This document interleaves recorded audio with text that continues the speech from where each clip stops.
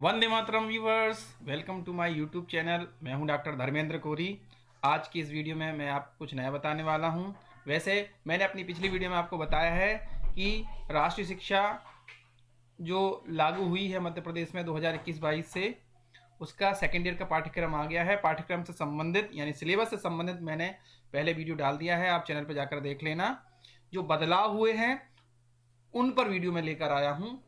जैसे कि आपने फाउंडेशन कोर्स में हिंदी, इंग्लिश, पर्यावरण, योग एवं ध्यान फर्स्ट ईयर में पढ़ा था, तो सेकेंड ईयर में आपको हिंदी इंग्लिश पढ़ना है। लेकिन जो पर्यावरण है उसकी जगह वुमन एम्पावरमेंट यानी महिला सशक्तिकरण विषय आ गया है, और योग एवं ध्यान के स्थान पर एंटरप्रेन्योरशिप यानी उद्यमिता विषय आ गया है। अर्थात पर्यावरण योग अब आपको आगे नहीं अध्ययन करना है, उसकी जगह आपको महिला सशक्तिकरण एवं उद्यमिता से संबंधित प्रश्न पत्र का अध्ययन करना है। पैटर्न वही रहेगा, 50 वस्तुनिष्ठ प्रकार के प्रश्न आएंगे। सभी विश्वविद्यालय, चाहे देवी अहिल्या विश्वविद्यालय हो, बरकतुल्लाह विश्वविद्यालय भोपाल, राजा शंकर साहब विश्वविद्यालय, अथवा जितने भी मध्य प्रदेश के परंपरागत विश्वविद्यालय हैं, उनका पाठ्यक्रम एक समान है। इसमें BA, BCom, BSc, BBA, BCA सभी के लिए यह अनिवार्य प्रश्न पत्र होता है। जैसा कि आपको पता है, हिंदी इंग्लिश का एक पेपर होगा। कई यूनिवर्सिटी में ये अलग अलग भी हुआ है, तो आप अपने जिस तरह से आपका पिछले फर्स्ट ईयर का पेपर आपके हुए थे, यानी अर्थात जो बरकतुल्लाह विश्वविद्यालय है उसमें क्या हुआ था, हिंदी इंग्लिश का पेपर एक ही साथ हुआ था, 50-50 प्रश्न, 100 प्रश्न एक साथ हुए थे, और पर्यावरण योग का एक साथ हुआ था। तो इस प्रकार बरकतुल्लाह विश्वविद्यालय का इस साल भी वुमन एम्पावरमेंट और उद्यमिता यानी इंटरप्रेन्योरशिप, इनका एक साथ ही पेपर होगा। चलिए वीडियो में आगे आप हम सबसे पहले इस वीडियो में सिलेबस पर चर्चा करेंगे कि आपके पाठ्यक्रम में क्या है, और उस पर आधारित एक मॉडल पेपर है, वस्तुनिष्ठ प्रकार के प्रश्न है, उसकी हम चर्चा करेंगे। अब आगे बढ़ने से पहले अगर आपको वीडियो अच्छा लगे तो लास्ट में लाइक करिएगा, और चैनल पर है तो सब्सक्राइब करिएगा। देखिए आपकी 3 यूनिट है इसमें। पहली यूनिट है उद्यमिता विकास, तो इसमें परिचय से संबंधित संकल्पनाएं आएंगी। संकल्पना, उद्यमियों के प्रकार, महत्व, आर्थिक विकास में उद्यमियों का योगदान, नए उद्यम की स्थापना इत्यादि, आवश्यकता, समस्या, चुनौतियों और समाधान, महिला उद्यमिता एवं ग्रामीण, रिपोर्ट तैयार करना, उद्योगों का भ्रमण करने के पश्चात उसकी रिपोर्ट तैयार, ये सब आपको पहले यूनिट में पढ़ाया जाएगा। सेकंड यूनिट आपकी जो है वो है व्यवसाय विचारों के स्रोत और व्यवहार्यता परीक्षण से संबंधित। इसमें नए उद्यम की स्थापना, नवाचार बनाम रचनात्मकता यानी इनोवेशन बनाम क्रिएटिविटी, व्यवसाय में योजना लिखने का महत्व, जो डीपीआर होती है, डिटेल्ड प्रोजेक्ट रिपोर्ट जिसे बोलते हैं, उससे संबंधित आप सेकेंड यूनिट में अध्ययन करेंगे। आखिरी तीसरी और अंतिम यूनिट है नियामक संस्थाएं और योजनाएं। क्या होता है, देखिए जो उद्यमिता विकास है वो आप उसको कंसेप्ट को समझिए। एक व्यक्ति होता है जो नौकरी करना चाहता है, आप में से हो सकता है कुछ सरकारी या प्राइवेट नौकरी करना चाहते हो, किसी पीएसयू में नौकरी करना चाहते हो, और कुछ व्यक्ति वो होते हैं जो रोजगार देते हैं लोगों को। जैसे भारत में हम देखिए टाटा बिरला जो हैं, वो एक प्रकार के उद्यमी हैं। उन्होंने क्या करा, उन्होंने कंपनियां स्थापित की और लोगों को अपने यहाँ रोजगार दिया। इसी तरह विश्व में विल गेट्स हैं, चाहे एलन मस्क हैं, ये सभी क्या हैं, एंटरप्रेन्योर, बहुत जाने माने आप उनको कह सकते हैं एंटरप्रेन्योरशिप एंटरप्रेन्योर रहे हैं। तो ये इससे संबंधित संस्थाएं। तो सरकार क्या चाहती है, सरकार यह चाहती है कि आपको पता है जनसंख्या भारत की बहुत ज़्यादा है, सभी को नौकरी नहीं दी जा सकती। कहने का अर्थ यह है कि सब सर्विस क्लास में नहीं जा सकते। तो क्या है, कुछ ऐसा भी होना चाहिए, अगर किसी में आइडिया है, किसी में इनोवेशन करने की क्षमता है, तो सरकार उस व्यक्ति की सहायता करे, उसको कुछ अनुदान दे। उसके लिए बहुत योजनाएं चलती हैं, प्रधानमंत्री स्वरोजगार योजना और तमाम ऐसी योजना है जो आप इस पाठ्यक्रम में इसका अध्ययन करेंगे। बैंकों से किस प्रकार लोन मिलता है, सरकार किस प्रकार उनकी सहायता करती है उद्यम स्थापित करने में, यानी कोई उद्योग धंधा उनको करना है, उद्योग स्थापित करना है, आपको डेयरी स्थापित करना है, आपको मछली पालन करना है, या जो भी आप कुछ ऐसा प्रोडक्ट उत्पादित करना चाहते हैं, आप कपड़ा बनाने की मिल लगाना चाहते हैं, आप आटे की फ्लोर मिल लगाना चाहते हैं, आप खिलौना उद्योग लगाना चाहते हैं, ऐसे जो भी आपका एक प्लान हो, उसका एक पूरा प्रॉपर प्लान होता है, और उसकी योजना के अंतर्गत जो सरकार की विभिन्न योजना है उसके अंतर्गत आपको उसका लाभ मिलता है। सरकार सहायता करती है, सरकार ट्रेनिंग भी देती है, उसके विभिन्न अनुदान भी देती है। तो ये सभी आएंगे इसमें। स्टार्टअप, स्वयं सहायता समूह, व्यापार, इंक्यूबेटर सेंटर, अभी आपको पता होगा मध्य प्रदेश में ग्लोबल समिट हुई, उसमें बहुत विदेशों के निवेशक आके निवेश करते हैं। तो इससे क्या होता है, रोजगार उत्पन्न होता है। हमारे यहाँ जो भी जनसंख्या है, जो भी व्यक्ति हैं, उनको रोजगार मिलता है। तो सरकार चाहती है कि भारत में ही भारत के व्यक्ति ही भारत में रोजगार स्थापित करें और अन्य लोगों को भी रोजगार दें। चलिए सीधे प्रश्नोत्तर पर चलते हैं। एंटरप्रेन्योर शब्द किस भाषा से लिया गया? बहुत ही महत्वपूर्ण प्रश्न, याद रखिएगा, ये 1 नंबर का प्रश्न जरूर आएगा। तो ये किस भाषा का शब्द है? फ्रेंच भाषा का शब्द है एंटरप्रेन्योर। एंटरप्रेन्योरशिप जो है, एंटरप्रेन्योर शब्द फ्रेंच भाषा से लिया गया है। अगला, एक उद्यमी में खालिस्तान गुण होना चाहिए, उसमें जोश होना चाहिए, प्रबंध कौशल होना चाहिए, धैर्य होना चाहिए, या सभी होना चाहिए। तो निश्चित रूप से ये सभी गुण एक उद्यमी में होना चाहिए। अगले प्रश्न चलते हैं। उद्यमी शक्ति पाने की इच्छा से उद्यमिता की ओर आकर्षित होता है। इस कथन को आपको याद रखना है। ये किसका है? ये शुम्पीटर का कथन है। अगला प्रश्न है, एक सफल उद्यमी बनने के लिए निम्नलिखित में से किसकी सहायता ली जा सकती है? मेंटर की, ट्रेनिंग की, सेमिनार की, या सभी की? तो इन सभी की सहायता लगनी चाहिए। देखिए, जो सफल उद्यमी होता है तो सारा ज्ञान आपको अपने आप नहीं आ जाता। आप सब जो गुरु हो सकता है आपका कोई, जैसे मेंटर कहते हैं, आपको उससे संबंधित ट्रेनिंग चाहिए। उदाहरण के लिए, यदि आप कपड़ा उद्योग लगाना चाहते हैं तो आपको रॉ मटेरियल के बारे में जानकारी होना चाहिए। इसी प्रकार अगर आप कोई डेयरी स्थापित करना चाह रहे हैं, मिल्क प्रोडक्ट बनाना चाह रहे हैं, तो आपको आपके भैंस रहेंगी उसमें या गाय रहेंगी, उनकी बीमारियों के बारे में पता होना चाहिए, किस प्रकार की बीमारी होती, कौन सी जो किस्म की गाय या भैंस आप रखेंगे जो अधिक दूध देंगी, अच्छी क्वालिटी वाइज दूध देंगी, उन्हें कौन सा खाना, ये सारी ट्रेनिंग से आपको पता चलता है, आपके मेंटर से पता चलता है। इसके लिए सेमिनार आयोजित होते हैं, उनमें भाग लेते हैं। उससे उससे क्या होता है, आपकी स्किल जो है अच्छी होती है और आप जो भी काम करना चाहते हैं उसमें सफल होने की संभावना आपकी बढ़ जाती है। तो team work, profit, organisation, planning, success, ये क्या उद्यमी के गुण है। वो प्लानिंग भी करते आना चाहिए, टीम वर्क में जो उसके अंडर में जो टीम है उसको उससे काम लेते भी आना चाहिए, एक खुशनुमा माहौल उसे बनाना चाहिए, और संस्था लाभान्वित हो। प्रॉफिट जरूर, बिना प्रॉफिट के कोई भी धंधा नहीं होता है। आप समाज सेवा नहीं कर रहे हैं। आप जो भी प्रोडक्ट, जैसे डेयरी प्रोडक्ट के लिए आप उद्योग धंधे के लिए आप डेयरी प्लांट लगाएंगे तो उसमें आपको लाभ होना चाहिए। कोई भी, आप चाहे कपड़े की मिल लगाएं, यानी कपड़ा उद्योग लगाएं, रेडीमेड गारमेंट्स से चलते हैं, स्पोर्ट्स के आइटम बनाने के लिए जूता फैक्ट्री लगाना, जो भी आप लगाना चाहें जिससे संबंधित है, वो सब प्रॉफिट पे डिपेंड करता है। स्टार्टअप क्या है? देखिए, स्टार्टअप में क्या नवाचार होता है, नया आइडिया होता है। जैसे कि आपको बताऊं, व्हाट्सअप एक छोटा सा मैसेंजर ऐप है, लेकिन दुनिया में सबसे ज़्यादा प्रयोग किया जाता है व्हाट्सअप। तो व्हाट्सअप क्या है? ये एक प्रकार का एक व्यक्ति ने बनाया और उसे फेसबुक ने अरबों रुपए में खरीदा। इसी प्रकार ट्विटर, ट्विटर को देखिए, एलन मस्क ने 4.5 लाख करोड़ शायद लगभग इतने में खरीदा। तो ये आईटी सेक्टर का स्टार्टअप है, किसी न किसी ने स्टार्ट किया होगा। आज जो आप कंप्यूटर देख रहे हैं, मोबाइल देख रहे हैं, एंड्रॉयड देख रहे हैं, जो स्टीव जॉब्स को आप जानते हैं, एप्पल कंपनी के संस्थापक, उन्होंने एक ऐसा ऑपरेटिंग सिस्टम बनाया मोबाइल के लिए, एप्पल ओएस जिसे आप बोलते हैं, उसका एकाधिकार, ये भी एक प्रकार का स्टार्टअप। ये सब क्या, स्टार्टअप से ही तो आज दुनिया पर राज कर रहे हैं। तो स्टार्टअप की सबसे महत्वपूर्ण विशेषता ये होती है कि उसमें नवाचार होता है, नया आता है, औरों से आप क्या नया लेकर आए हैं। अगला प्रश्न है, और प्रश्नों पर चलते हैं। 50 प्रश्न करना है हमें, वीडियो लंबा ना हो जाए। अगर आपको लगता है कि मैं तेज बोल रहा हूँ तो इसे प्लेबैक को स्लो कर लीजिएगा, और आपको किसी को लगता है कि मैं धीमे धीमे बोल रहा हूँ तो उसको आप क्या करिएगा, उसको प्लेबैक में जाके फास्ट कर लीजिएगा।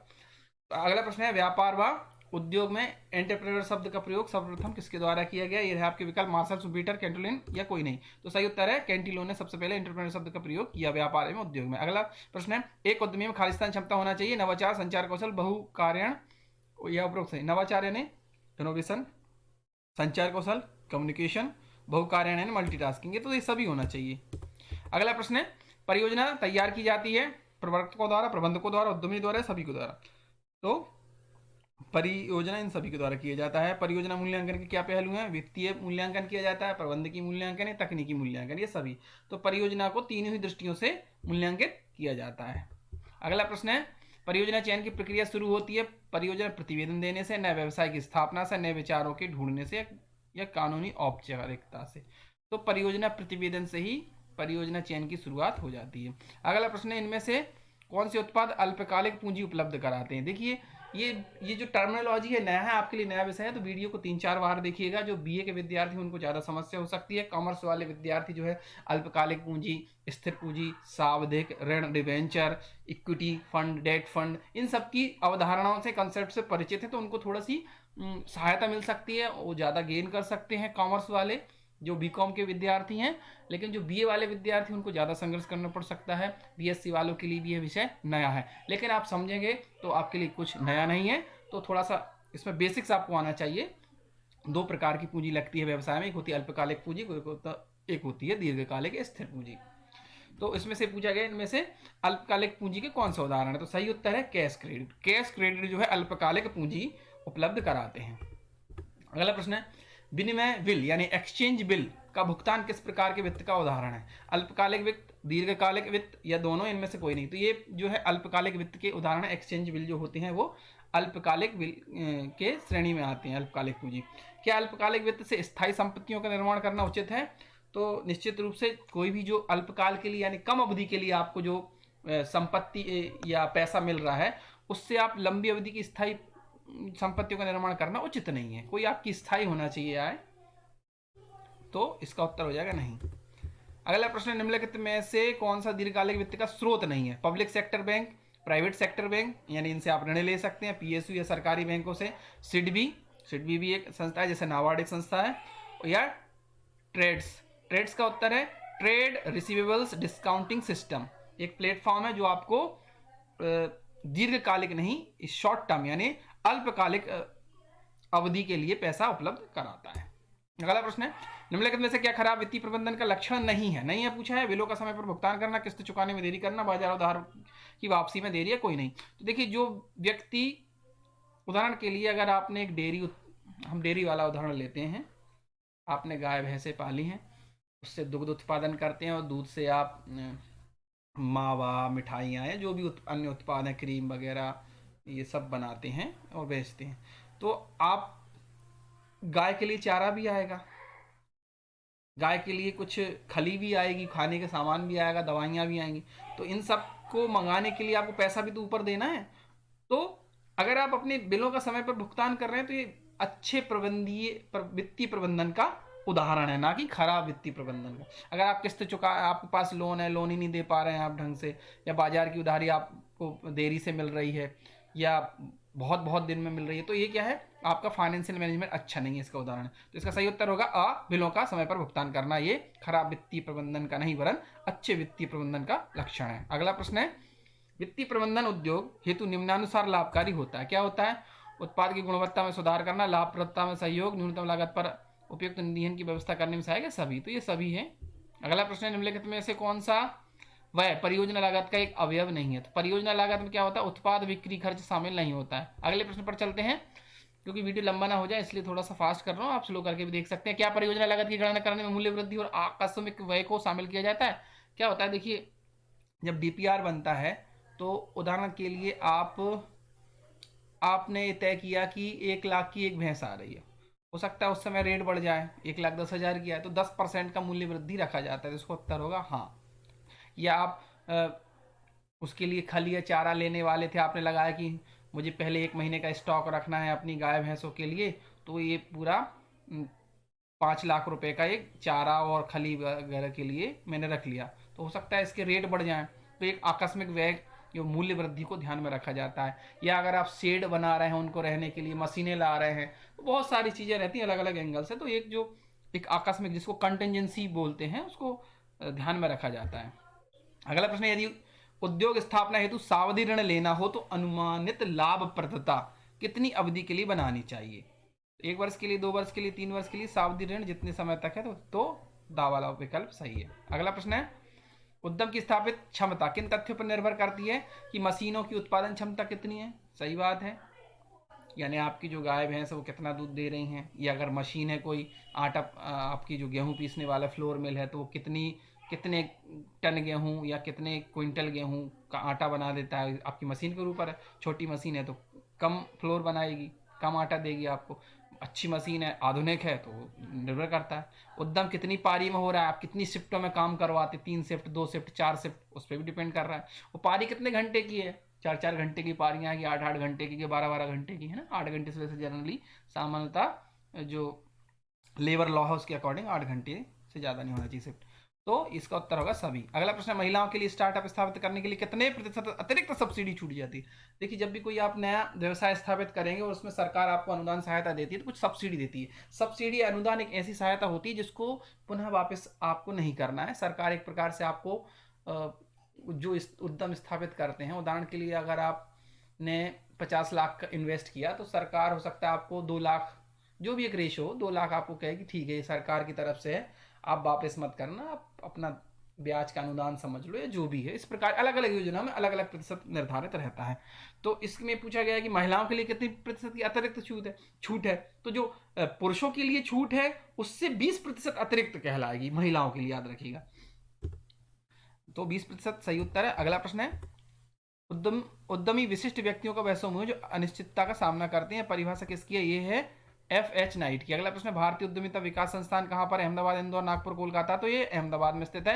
अगला प्रश्न है, कच्चे माल को परिवर्तित करने का कार्य क्या है, क्रय प्रबंधन का, विक्रय प्रबंधन, उत्पादन प्रबंधन, माल। तो ये कच्चा माल आपके पास आया, अब आपके पास गेहूं है, उसे आटा बनाना है, तो कच्चा माल को क्या कौन करेगा, ये सब मैनेजमेंट करता है उत्पादन प्रबंधन। तो उत्पादन प्रबंधन का कार्य कच्चे माल को परिवर्तित करना।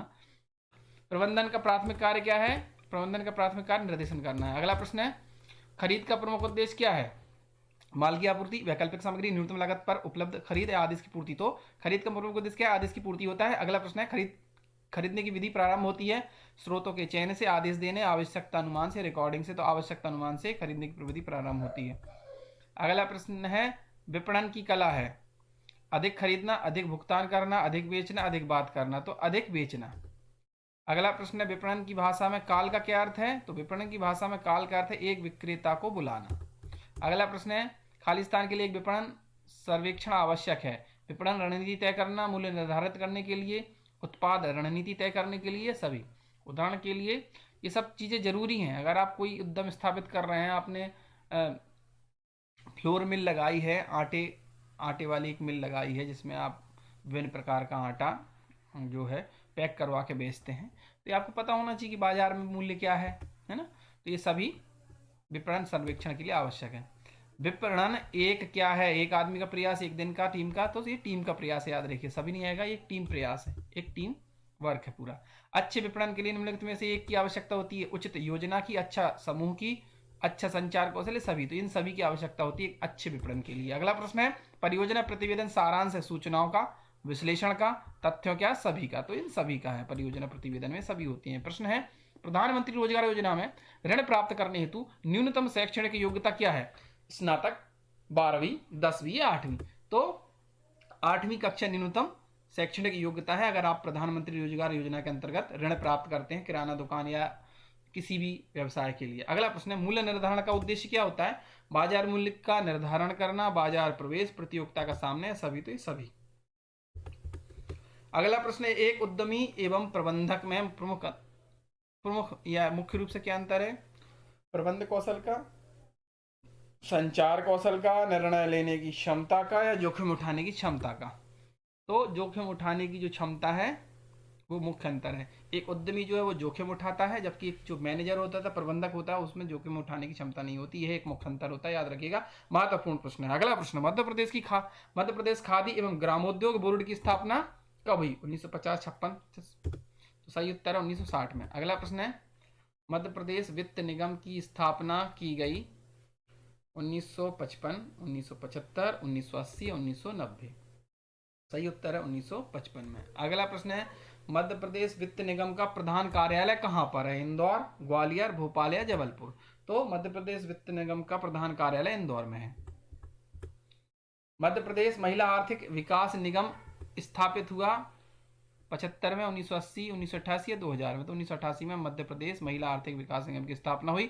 अगला प्रश्न, प्रधानमंत्री रोजगार योजना खालिस्तान से आरंभ हुई 15 अगस्त 1993, 2 अक्टूबर 1993, 14 नवंबर 1993, 26 जनवरी 1993। तो 2 अक्टूबर यानी गांधी जी की जयंती 1993 से यह प्रधानमंत्री रोजगार योजना लागू है। अगला प्रश्न है, प्रधानमंत्री रोजगार योजना की नोडल एजेंसी किसे माना गया है?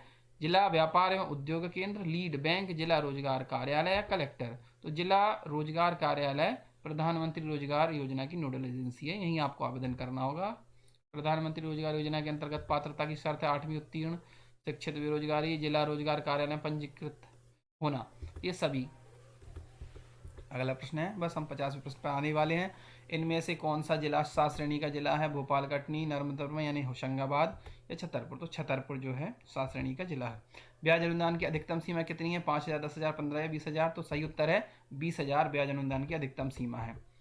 राज्य सरकारें लघु उद्योगों हेतु अनुदान देती हैं, तकनीकी ज्ञान के लिए, ब्याज के लिए, परिवहन के लिए, सभी के लिए। तो सभी के लिए देती हैं। स्वर्ण जयंती ग्राम स्वरोजगार योजना कब प्रारंभ हुई? अप्रैल 1999, अप्रैल 2001, अप्रैल 2002 या अप्रैल 2003? सही उत्तर है स्वर्ण जयंती ग्राम स्वरोजगार योजना अप्रैल 1999 से लागू है या चालू है, प्रारंभ है। दीनदयाल गोकुल ग्राम योजना के आरंभ की घोषणा कब की गई थी? 25 सितंबर 2004, 25 दिसंबर 2002, 25 सितंबर 2001 या 25 सितंबर 2000? तो 25 सितंबर 2004 से दीनदयाल गोकुल ग्राम योजना लागू है। 25 सितंबर जो है पंडित दीनदयाल उपाध्याय जी का जन्मदिन है जब से लागू हुई योजना। दीनदयाल रोजगार योजना कब आरंभ हुई? अगस्त 3, अगस्त 4, अगस्त 2001 या 2000? सही उत्तर है अगस्त 2004 से दीनदयाल रोजगार योजना प्रारंभ है। राष्ट्रीय लघु उद्योग विस्तार एवं प्रशिक्षण संस्थान कहाँ स्थित है? बेंगलुरु, हैदराबाद, दिल्ली या मुंबई? सही विकल्प है मुंबई में है राष्ट्रीय लघु उद्योग विस्तार एवं प्रशिक्षण संस्थान। मध्य प्रदेश उद्यमिता विकास केंद्र द्वारा हिंदी और अंग्रेजी में प्रकाशित की जाने वाली मासिक समाचार पत्रिका का नाम क्या है?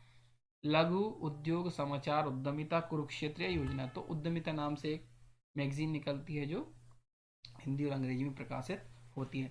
इस प्रकार यहाँ पर 50 प्रश्न हो गए। आपका कोई भी शंका या समाधान हो तो कमेंट बॉक्स में आप कमेंट कीजिएगा, मैं हर संभव प्रयास करूँगा आपके उत्तर देने का।